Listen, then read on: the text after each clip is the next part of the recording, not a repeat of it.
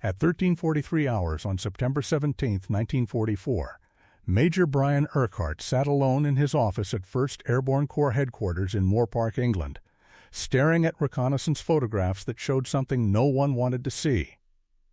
Panzer tanks. SS Panzer tanks. Parked in the woods northeast of Arnhem, Holland, exactly where 10,000 British paratroopers would be landing in less than 4 hours. Urquhart was 25 years old, intelligence officer for the 1st British Airborne Division, and for the past 72 hours he had been trying to convince anyone who would listen that Operation Market Garden was about to drop elite paratroopers directly into the lap of 2 SS Panzer Divisions that were supposed to be destroyed, depleted, combat ineffective. The reconnaissance photos said otherwise. The photos showed Mark IV tanks, half-tracks, armored vehicles, all the signatures of operational panzer units. Not remnants, not stragglers. Combat, ready formations. Urquhart had presented the photos to his commanding officers 3 times in 2 days. 3 times he was told the same thing. The intelligence was wrong. The tanks were not operational. The panzers were broken down, being refitted. No threat to the operation. One officer told him the dark shapes in the photos were probably trucks. Another suggested they were Dutch farm equipment. A third told him to stop being pessimistic and trust the plan. The plan was Field Marshal Bernard Montgomery's plan. Market Garden, the largest airborne operation in history. 3.5 divisions, 35,000 men, dropping along a 64-mile corridor through Holland to capture bridges over the rivers and canals between the Belgian border and Arnhem. If it worked, the Allies would have a clear path into Germany, bypassing the Siegfried Line, ending the war by Christmas 1944. If it failed, thousands of men would be cut off behind German lines with no way out. Montgomery had been planning Market Garden since early September.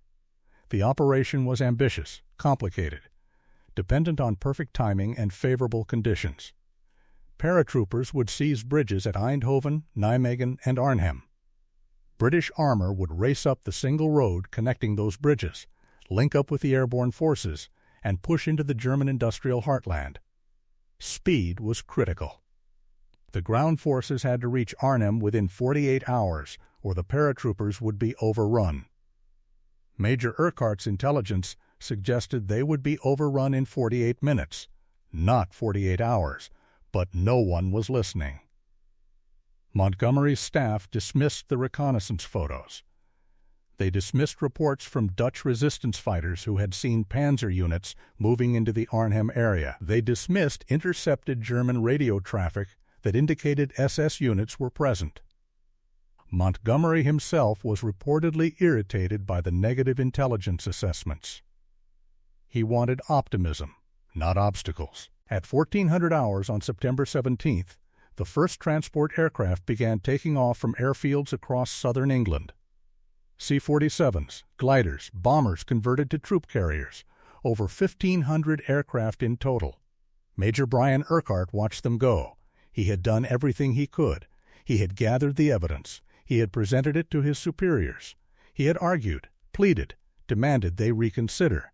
Nothing had changed. The operation was proceeding exactly as planned, and the plan ignored every piece of intelligence that contradicted Montgomery's optimistic assessment.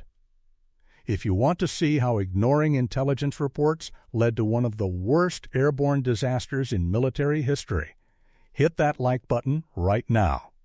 It helps us share more forgotten stories like this. And subscribe if you haven't already. Back to Arnhem. The intelligence that Montgomery ignored did not come from one source. It came from multiple independent sources, all pointing to the same conclusion. German armored units were operating near Arnhem. Major Urquhart had been collecting this intelligence for weeks. But the critical information arrived in early September 1944, just days before Market Garden was scheduled to launch. On September 10th, a Royal Air Force reconnaissance Spitfire photographed the area around Arnhem and Oosterbeek. the towns where British paratroopers would land. The pilot reported seeing tanks and armored vehicles in the woods. The film was processed and analyzed. The analysts confirmed the pilot's observations. Armored vehicles, likely Panzers, positioned in the forests northeast of Arnhem. The photos were forwarded to 1st Airborne Corps headquarters. Urquhart studied them and immediately recognized the threat. The tanks in the photos were not isolated vehicles. They were clustered in groups, arranged in defensive positions, consistent with units preparing for combat operations. Urquhart requested additional reconnaissance flights. On September 12th, another Spitfire flew over the same area. More photos, same results. Tanks, half-tracks, supply vehicles. The signatures of operational armored units.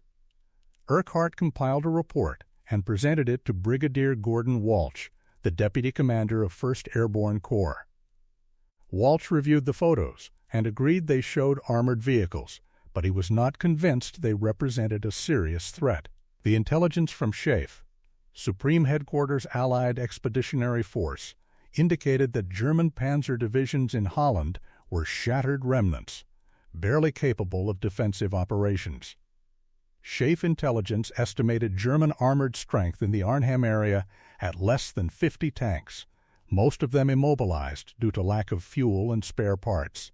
Urquhart argued that the reconnaissance photos contradicted SHAEF's estimates, but Walsh was reluctant to challenge intelligence assessments coming from Eisenhower's headquarters. SHAEF had access to ultra-intercepts, decoded German radio communications, the most sensitive intelligence source the Allies possessed. If Ultra indicated the Panzers were not a threat, then the reconnaissance photos must be misinterpreted. Except Ultra was not saying the Panzers were not a threat. Ultra was saying very little about the Arnhem area because German units in that sector were maintaining radio silence. The SS Panzer Divisions near Arnhem, the 9th SS Panzer Division Hohenstaufen, and the 10th SS Panzer Division Frundsberg had been pulled back from the front lines in late August to rest and refit. They were operating under strict communications discipline to avoid detection. Without radio traffic, Ultra could not provide accurate assessments of their strength or location. Major Urquhart did not have access to Ultra intercepts. He did not know why SHAEF intelligence was dismissing the Panzer threat. He only knew that the evidence in front of him, photographic evidence, contradicted the official intelligence picture. He pressed his case with Walsh and requested that the concerns be forwarded to Lieutenant General Frederick Browning, Commander of 1st Airborne Corps and Deputy Commander of Market Garden. Browning was briefed on Urquhart's intelligence on September 13th, 4 days before the operation.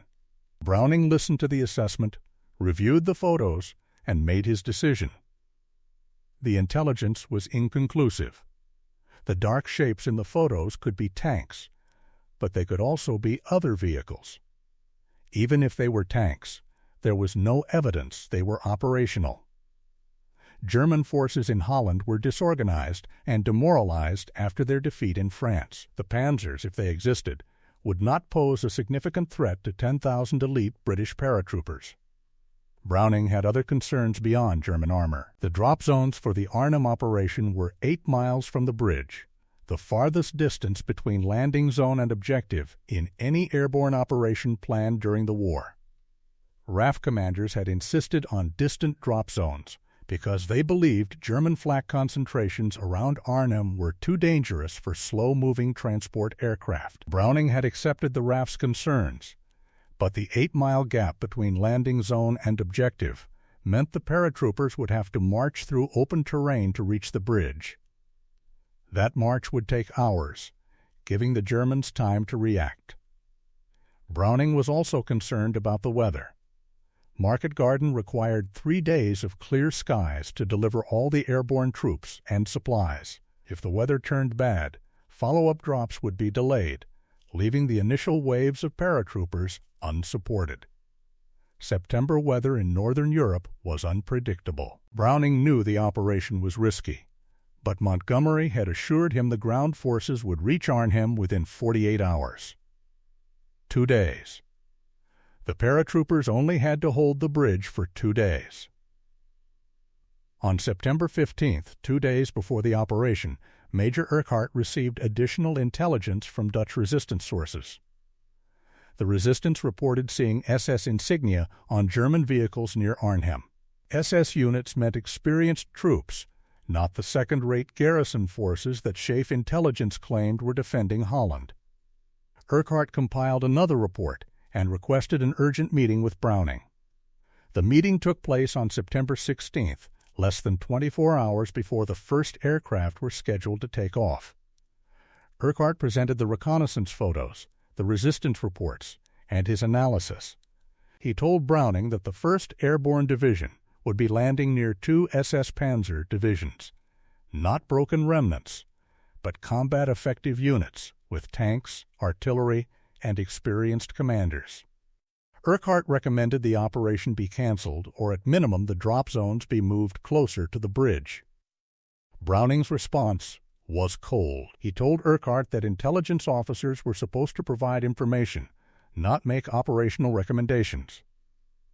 The decision to proceed with Market Garden had been made at the highest levels. Eisenhower had approved it.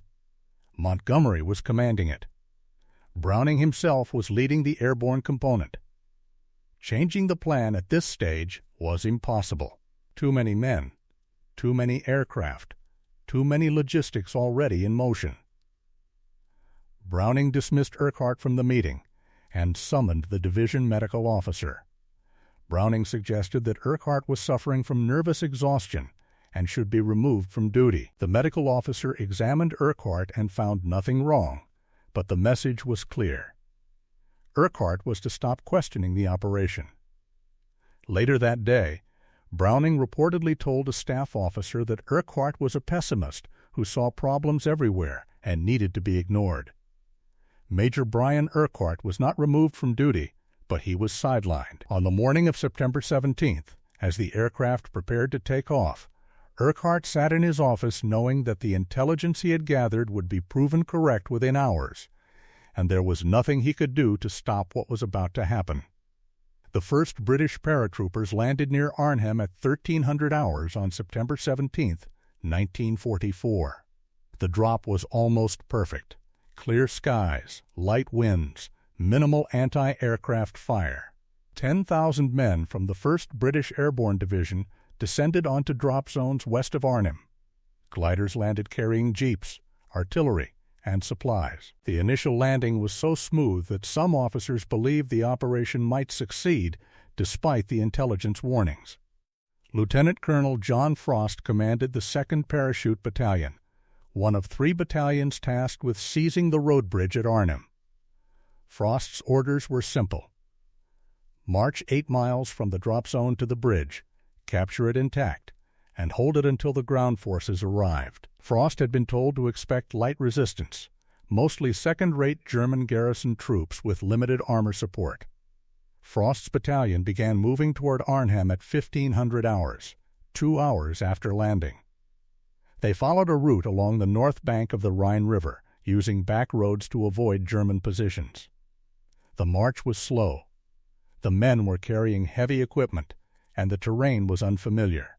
Dutch civilians came out to greet the British paratroopers, offering food and information.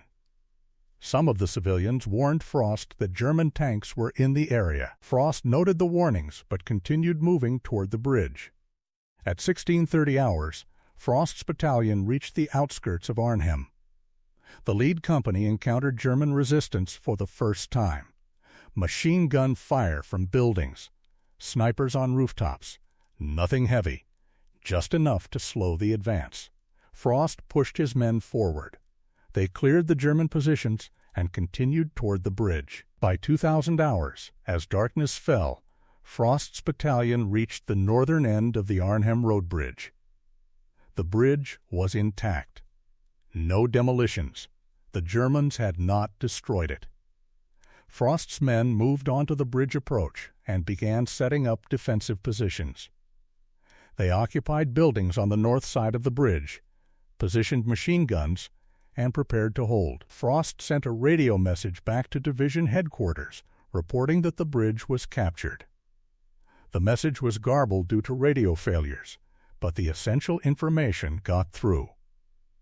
2nd Battalion held the bridge. The other 2 battalions assigned to capture the bridge never made it. The 1st Parachute Battalion, commanded by Lieutenant Colonel David Doby, encountered heavy resistance on the main road into Arnhem. German forces, later identified as elements of the 9th SS Panzer Division, blocked the road with armored vehicles and infantry. Doby's battalion fought through the afternoon and into the evening, but they could not break through. By nightfall, they were pinned down 2 miles from the bridge. The 3rd Parachute Battalion, commanded by Lieutenant Colonel John Fitch, took a route through the northern suburbs of Arnhem. They also encountered heavy resistance. German troops ambushed the battalion in the narrow streets, using the urban terrain to their advantage. Fitch's men fought building to building, but progress was measured in yards, not miles. By midnight on September 17th, the 3rd Battalion was still 3 miles from the bridge, exhausted and low on ammunition. At 1st Airborne Division headquarters, Major General Roy Urquhart, the division commander, realized the operation was not going according to plan. 2 of his 3 battalions were stalled. Only Frost's battalion had reached the bridge, and they were isolated, cut off from the rest of the division. Urquhart tried to coordinate a renewed push toward the bridge, but radio communications were failing. The radios issued to the division were not powerful enough to reach units more than a few miles away. Urquhart could not contact Frost. He could not contact Browning. He could barely contact his own brigade commanders. Urquhart made a decision that would cost him critical hours. He left his headquarters and drove toward the front lines to personally assess the situation. At 2100 hours, Urquhart's jeep was caught in a firefight on the outskirts of Arnhem. German forces surrounded the area. Urquhart and his small staff were forced to take cover in a house. They remained trapped there for the next 36 hours, unable to return to headquarters, unable to command the division. While Urquhart was cut off, the Germans were organizing their response. Major Urquhart's intelligence had been correct. The 9th and 10th SS Panzer Divisions were near Arnhem, and they were not broken remnants. The 9th SS Panzer Division Hohenstaufen was commanded by SS Obersturmbannführer Walter Harzer. When the British paratroopers landed on September 17th, Harzer immediately recognized what was happening.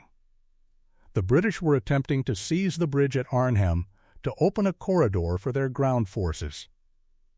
If the British succeeded, the entire German defensive line in Holland would collapse. Harzer did not wait for orders from higher headquarters. He acted on his own initiative. He ordered his reconnaissance battalion to move into Arnhem and block the British advance. He positioned anti-tank guns along the roads leading to the bridge. He sent infantry units to occupy buildings and set up ambush positions. By midnight on September 17th, Harzer had deployed enough force to prevent the British from reinforcing Frost's battalion at the bridge. The 10th SS Panzer Division Frundsberg, commanded by SS Brigadefer Heinz Harmel, was located farther north near Zutphen. Harmel received orders to move his division south toward Arnhem.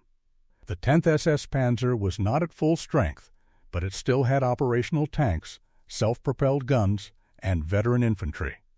Harmel's units began moving toward Arnhem on the night of September 17th.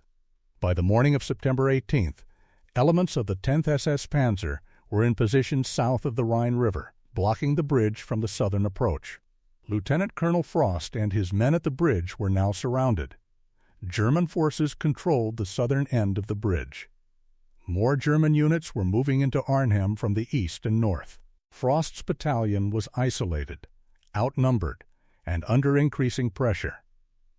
On the morning of September 18th, the Germans began attacking the British positions with tanks, self-propelled guns, and infantry. The fighting was brutal, close range, building to building. Frost's men held. They knocked out German tanks with Piat anti-tank weapons. They repelled infantry assaults with machine gun fire and grenades. The Germans brought up more armor, more artillery.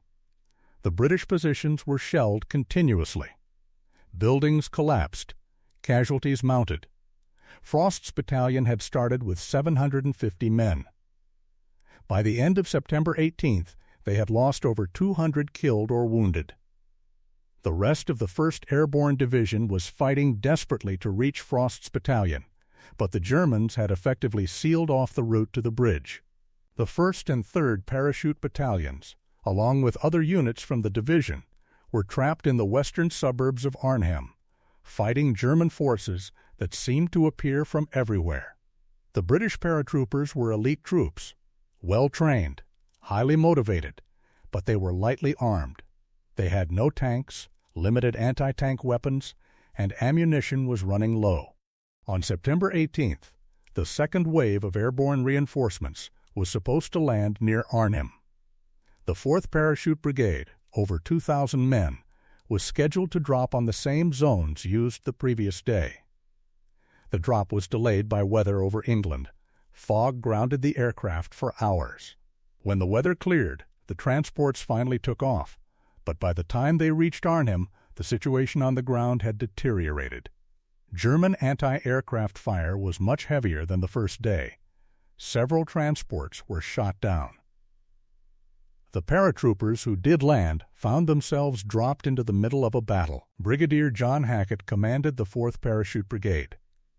When he landed, he immediately realized the operation was in trouble. German forces were everywhere. The drop zones were under fire. Hackett gathered his men and tried to move toward Arnhem, but German units blocked every route. Hackett's brigade became engaged in a desperate fight just to survive, let alone reach the bridge. Major General Urquhart finally made it back to his headquarters on the evening of September 19th, after being trapped behind German lines for nearly 40 hours. When he returned, he found his division shattered. Frost's battalion was still holding the bridge, but barely. The rest of the division was compressed into a shrinking perimeter west of Arnhem. Casualties were mounting. Ammunition was critically low. Medical supplies were exhausted. And the ground forces, the British armored column that was supposed to reach Arnhem within 48 hours, was still 50 miles away. The ground component of Market Garden was the British 30th Corps, commanded by Lieutenant General Brian Urquhart. The plan called for 30th Corps to advance up a single road, Highway 69, from the Belgian border to Arnhem, linking up with the airborne forces at each bridge along the way.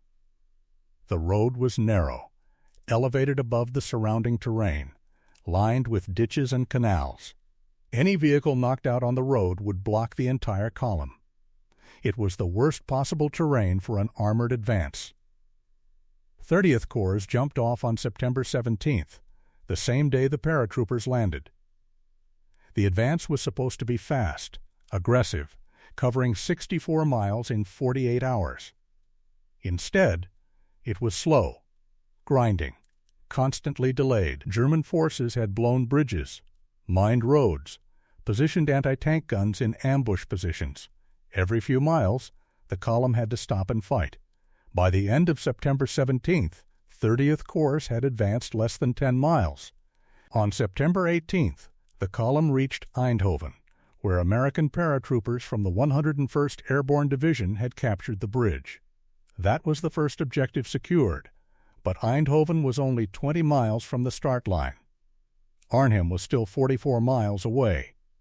Horrocks pushed his lead units forward, but the advance remained agonizingly slow. The single road became a massive traffic jam. Tanks, trucks, supply vehicles, all stuck in a column stretching for miles. On September 19th, 30th Corps reached Nijmegen, where American paratroopers from the 82nd Airborne Division were fighting to capture the bridge over the Wall River. The bridge at Nijmegen was critical. Without it, the armored column could not continue north toward Arnhem. The Americans had been fighting for 2 days to take the bridge, but German forces on the north side were holding.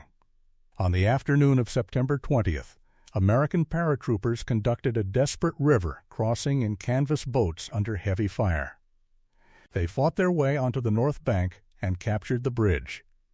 It was one of the most heroic actions of the entire operation, but it cost time.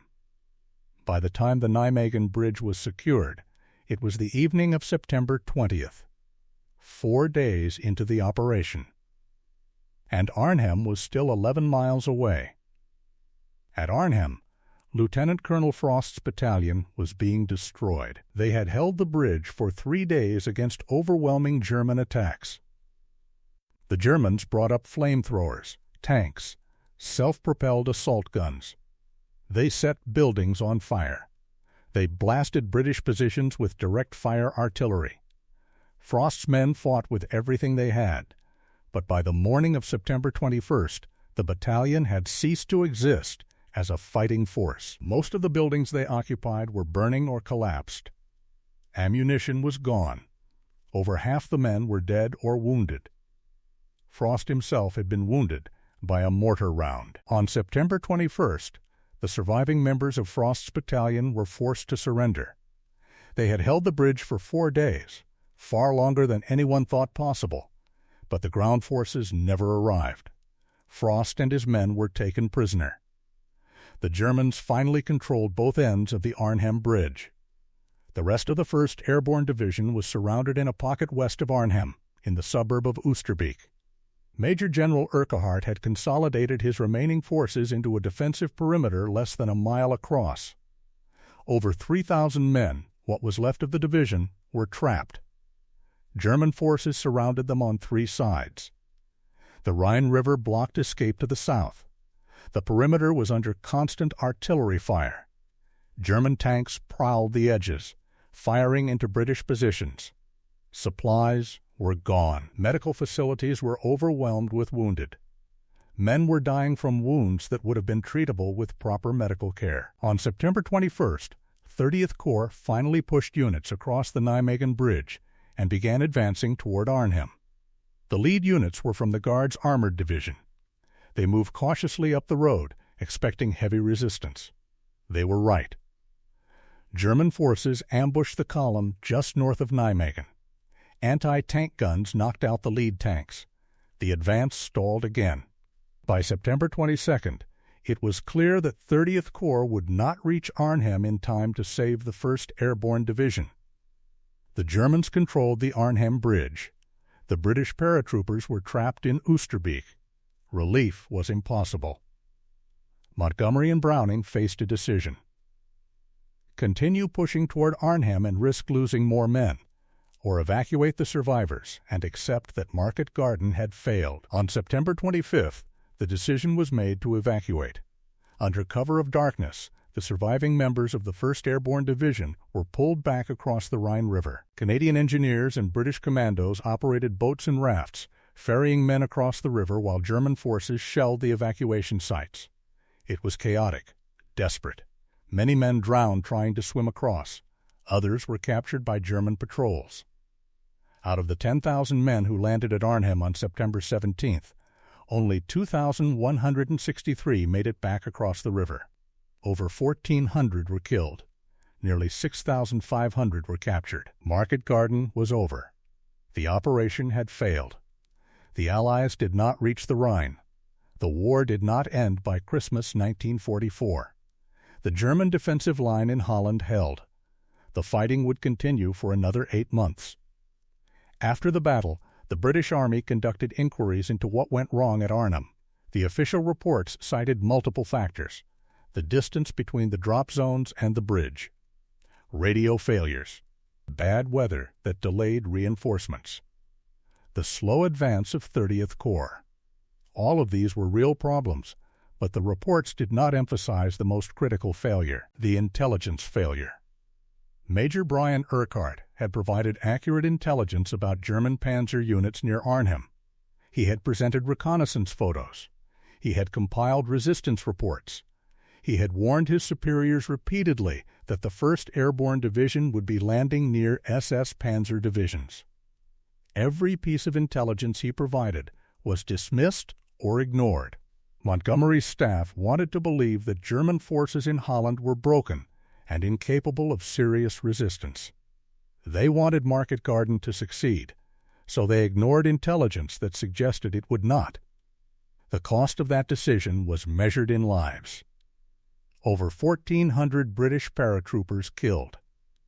Thousands more captured. An entire elite division destroyed. The survivors of Arnhem would later say they were betrayed, not by the Germans, but by their own commanders who sent them into battle knowing the intelligence indicated they would be outnumbered and outgunned. Montgomery never publicly acknowledged the intelligence failure.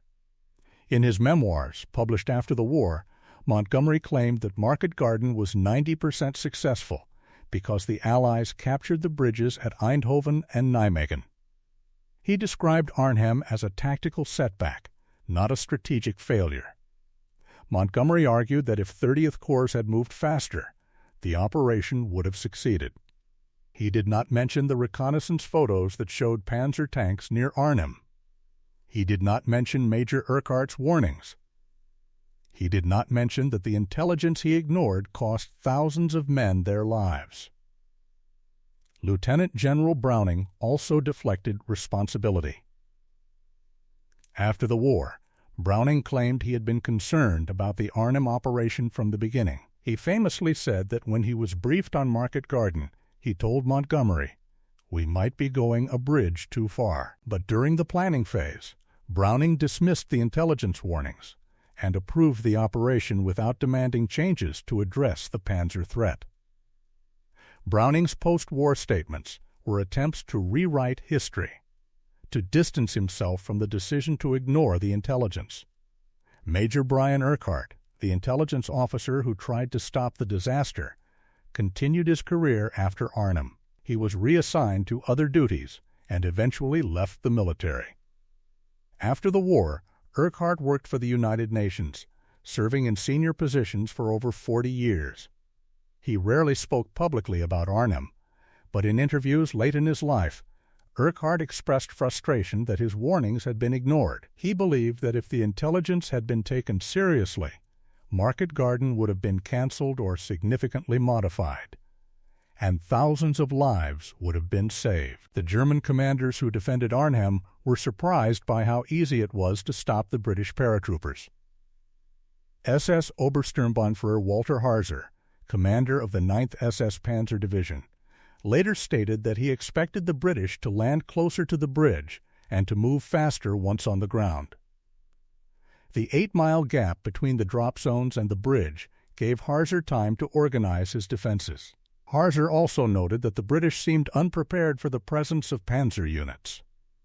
He concluded that British intelligence had failed to detect his division, which was exactly what Major Urquhart had been trying to tell his superiors. The intelligence failure at Arnhem was not unique. Throughout World War II, there were multiple instances where commanders ignored intelligence that contradicted their plans. The difference at Arnhem was the scale of the failure and the directness of the warnings. Major Urquhart did not provide vague assessments or ambiguous intelligence. He provided photographs of tanks.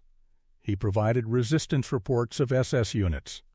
He provided specific, actionable intelligence that clearly indicated the operation was walking into a trap. And he was ignored. The reasons for the intelligence failure were complex. Montgomery was under pressure to maintain the momentum of the Allied advance after the breakout from Normandy. The rapid advance across France in August 1944 had created optimism that the war could be ended quickly. Montgomery believed a bold airborne operation could break through the German defenses and open the way into Germany. Market Garden was his plan, his vision, and he was determined to execute it regardless of obstacles. Browning, as deputy commander of the operation, was loyal to Montgomery and reluctant to challenge the plan. Browning also had personal ambitions.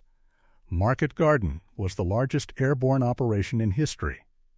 Success would enhance his reputation and secure his position as a leading airborne commander. Browning did not want to be the officer who canceled the operation based on inconclusive intelligence.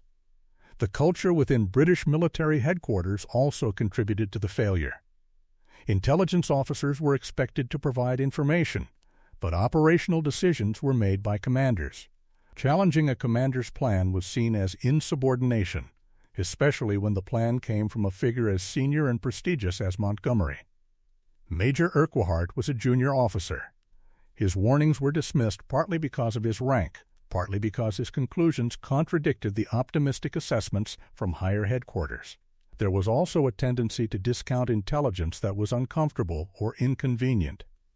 Chafe intelligence, based partly on ultra-intercepts, indicated that German forces in Holland were weak. The reconnaissance photos that showed Panzer tanks contradicted that assessment. Rather than reconcile the conflicting intelligence, Montgomery's staff chose to believe the assessment that supported their operational plan. This is a common cognitive bias known as confirmation bias. People tend to accept information that confirms their beliefs and reject information that contradicts them. The British were not alone in making this mistake. The Germans made similar intelligence failures during the war, most notably before the D-Day invasion, when they ignored intelligence indicating the Allies would land in Normandy. The Americans also ignored intelligence warnings, such as before the Battle of the Bulge in December 1944, when signs of a German buildup in the Ardennes were dismissed. But the intelligence failure at Arnhem stands out because of how explicit the warnings were and how directly they were communicated. Major Urquhart did not bury his concerns in a written report. He personally briefed senior commanders. He showed them photographs. He presented multiple sources of intelligence. He did everything within his power to sound the alarm. And he was ignored. The men who landed at Arnhem paid the price for that failure.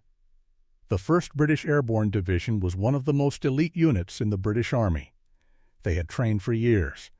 They had fought in North Africa, Sicily, Italy. They were tough, experienced, highly skilled. At Arnhem, they were sent into a battle they could not win because their commanders refused to acknowledge the intelligence that said the battle was unwinnable. The survivors of Arnhem carried the experience with them for the rest of their lives. Many felt betrayed. They believed they had been sacrificed for Montgomery's ambition. They believed the operation had been doomed from the start, and their commanders knew it but proceeded anyway. In the decades after the war, Arnhem veterans organized reunions and memorial services. They returned to Holland to visit the battlefields and the cemeteries where their comrades were buried. The Dutch people treated them as heroes, which the veterans found both moving and painful.